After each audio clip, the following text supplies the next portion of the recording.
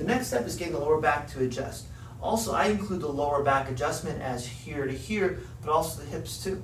They're all part of that low back spine, tailbone, and hip joints on the sides called the SI joints, sacroiliac joints. There's no question about the name. Allows both sides to stretch also, so all these areas allows the areas to move, and these bones here, they move with rotation, but also your hips too. So have you stand up for 1 second, stand up. In the hips itself, here, what happens is these hips can shift up or down, with causing it to pinch the actual spine and the nerves.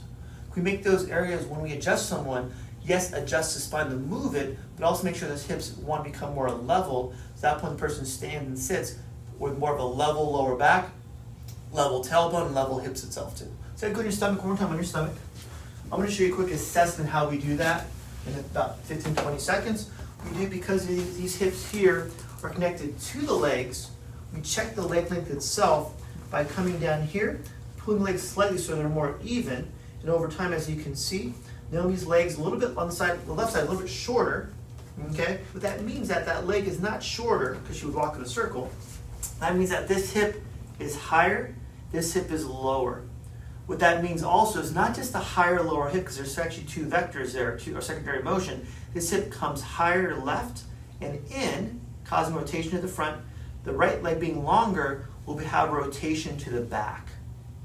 Okay? So there's always a secondary motion with the spine. So my job, because the spine's like this now, is to unlock it and shift it this way so the spine will be more level over time. Okay? So have you do, first of all, I want to adjust the higher side. First, I'm going to have you do is line your side facing me. Let's go right here. I'm going to adjust the spine here. My contact points will be, yes, the lower back, but also the SI joint at the same time, because I have big hands. I can do both at one time. Okay? Have you just bring your leg off the table. It allows more of the lower back to stretch and open up for me to get the adjustment started. I'm going to lean over the person.